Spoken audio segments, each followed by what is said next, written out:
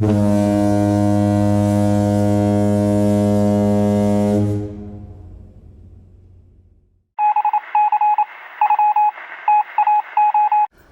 you're driving down the road right along the beautiful river and you happen to see a pull-off. So you park your car, open up your trunk and grab your favorite fishing rod and try to wet your line in hopes to catch a giant steelhead or trout.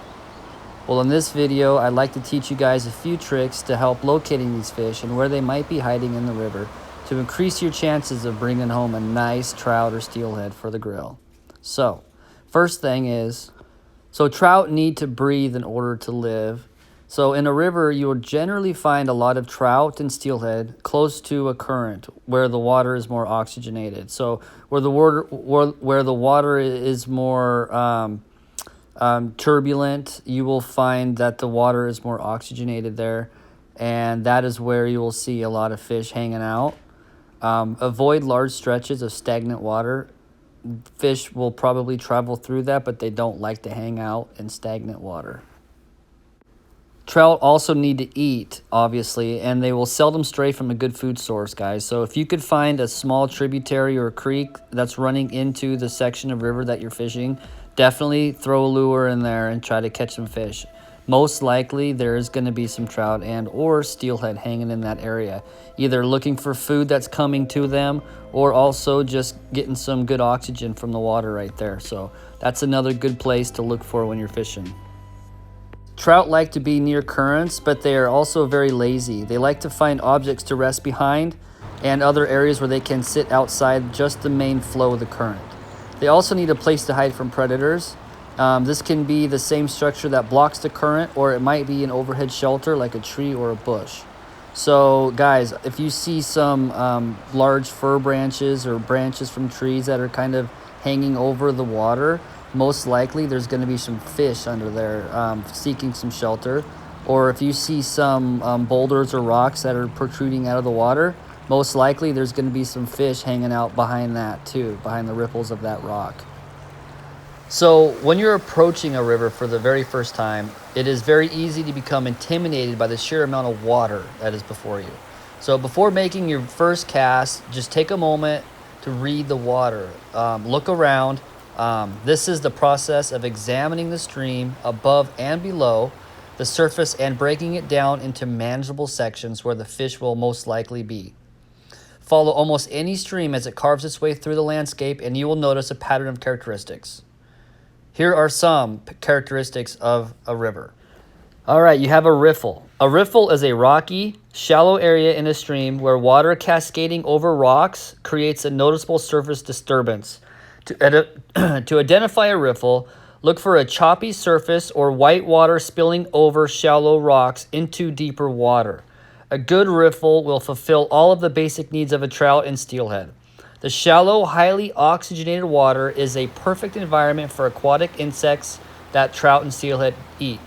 Boulders and rocks create plentiful hiding and resting spots as well.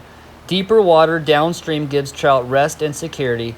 All of these aspects make a riffle a great starting point when looking for trout and steelhead. So after the riffle is the run. So a run is an in-between zone directly below a riffle where the water becomes deeper and the current is more uniform. Aside from a riffle, a run is one of the top places I look for in a trout or steelhead stream. Trout and steelhead like the shelter provided by deeper water and the proximity to an easy meal. Fish often suspend at the edge of the current or lie along the bottom eating insects that are carried downstream out of a riffle. A run is an excellent spot, in my opinion, to catch fish.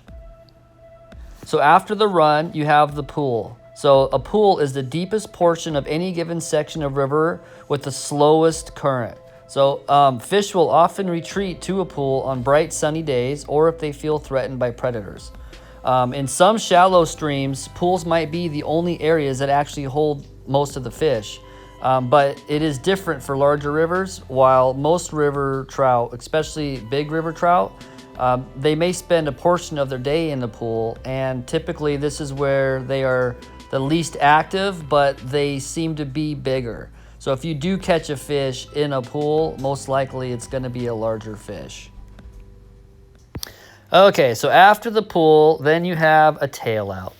A tail out is a shallow, flat section at the end of a pool before the water spills over into another riffle, where the water becomes shallow. A natural funnel is formed that brings anything drifting downstream right to the fish. So trout will often wait in a tail out and sip hatching insects off the surface as they float by. So it is a good spot to look for rising fish. Okay guys, boulders, logs, and other obstructions in the water are an awesome place to look for salmon, trout, and steelhead. Any object that impedes the current flow, basically, is worth investigating for sure. Also, if it's located in a favorable section of the river, such as a riffle, a run, or a tail out, that's an excellent time to fish those hard. Multiple casts placed just upstream to the side and downstream of the object will give you a shot at any fish that may be sitting there. Also guys, changes in the river. Bends, gravel bars, shelves, holes, and other changes in the river or bottom contour are great places to look for trout and steelhead. Okay guys, I do want to make a quick reference to the seams. A seam is any spot where two currents converge. Trouts and steelhead like seams because the joining currents create feeding lanes that collect drifting food. So when looking at any structure in a river, it is important to locate any associated seams with that structure. With some experience, you will be able to detect seams as subtle lines along the surface where slower current meets with faster current.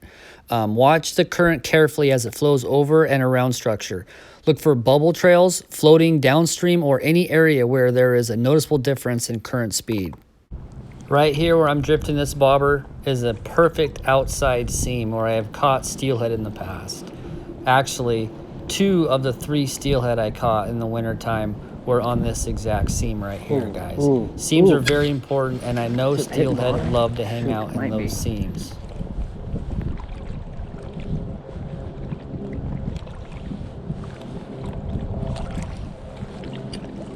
There we go, guys. Look at this drift. I think I'm just a little too deep right now. I'm just hitting bottom. I think I need to shallow it up. Guys and gals, thank you so much for listening to this. I hope you learned something. Take some notes. Next time you head to the river, make sure to spend a few minutes reading the water before making your first cast. Pick out a section and decide which structure you're going to target. Of course, experience is the key to success, so get out as much as possible and practice these tips. When you do catch a fish, try to remember the key features of the area you are fishing. Eventually, it will seem like less of an exercise, and reading the water will become an intuitive skill that will lead to you catching more fish. This was part 2 in my bank fishing basics on how to catch more fish. Part 3 is going to be on lures, presentation, and teaching you how to pick the proper lure for the water conditions and the proper color for the water conditions. So thanks, you guys. Take care. Show you that drift, man. Look at how beautiful this water is right here.